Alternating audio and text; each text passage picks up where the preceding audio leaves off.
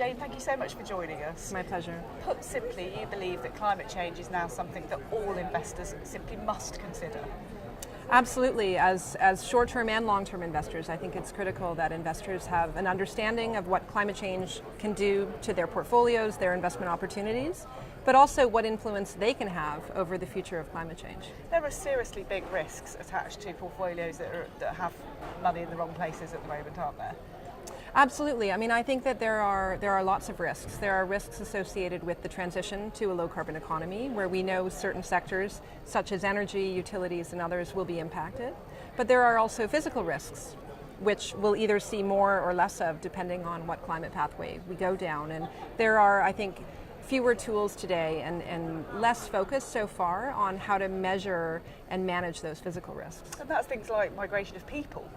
Absolutely. It's everything from the human element, the migration element, to looking also at real assets. So investors are increasingly investing in things like infrastructure, real estate. So where are those assets, and are you happy with their forward-looking climate risk exposure? What real initiatives are you seeing at the moment? Are there projects out there that are pushing for more progress in this area? One of the most interesting initiatives, I think, is Climate Action 100+.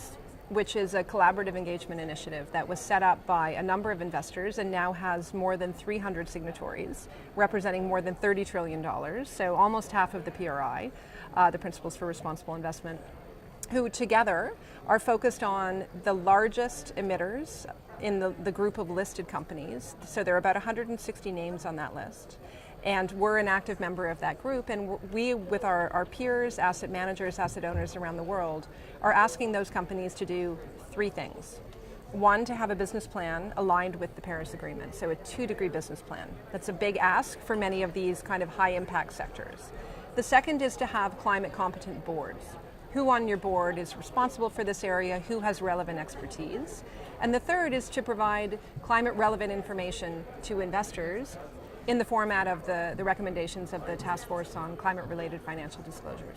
You mentioned task force there. There are task forces in place as well trying to push for this, and it's I think increasingly something that customers at the end are going to want to see more action on too, isn't it?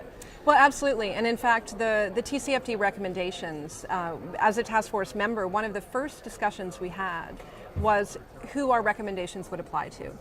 And I think the original idea was to focus on corporate disclosure, companies disclosing to investors climate-related risks and opportunities so they could appropriately price them. But we said, look, we don't want to focus just on the supply of climate-related information. We need to foster the demand. So we decided to extend the recommendations also to asset managers in terms of what they report to their clients, the asset owners, and also to asset owners in terms of what they are reporting to their clients, who are their end beneficiaries, who are the individuals you're talking about. That in a world increasingly where individuals are making more of their own choices around retirement, they have a right to have this kind of information. And this isn't just knee-jerk investing in sort of green tech and those areas, it's actually much broader than that. Absolutely, and I think it would be not a great outcome for folks to just invest more in kind of green funds. I think there are interesting thematic investment opportunities. We provide lots of those as well, but it's a bigger story than that. It's really across all of your assets, right? Your active, your passive. Right, what are you not only investing in thematically, but how are you integrating climate risk into index construction? How are you integrating it into how you're assessing different investment managers? What are you reporting on systematically? And what kinds of things are you excluding? So we're currently working on an update to our coal policy, for example. And with the vast assets under management, finance really is in a position to have a true impact in this area, isn't it? They could be a proper force for good. Well, absolutely. I think, investors as future makers, not just kind of passive future takers, is really the next chapter, and that's really what we're very focused on.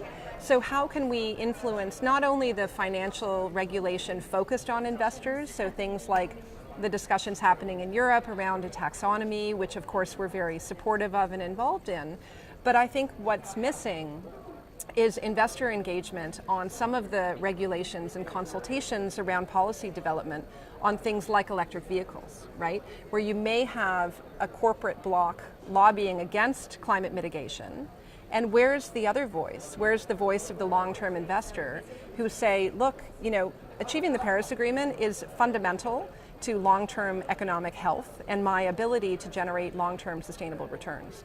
So we should use our influence as a sector to push for that outcome. And that's something we're not seeing yet. And there can be a gap as well between the rhetoric and the action, can't there? Well, absolutely. I think, we're seeing more and more commitment. We're seeing more discussions. We're seeing investors sign on to statements which are quite ambitious. And now I think we need to look under the hood and say, okay, fantastic, you've signed that statement. You sent the letter to the G20. So are you going to meet with anyone to talk about some of the things that are in the letter, right? How are you actually implementing, both in terms of the investment side, the risk analysis, the measurement and reporting, but also on the engagement side, whether you're engaging with companies or with policymakers. And I think more end clients could ask tougher questions, which will spur more engagement. There's 1,000 people at this conference. What message would you like those people to take from this conference, going forward? What's the key thing you'd like them to take away?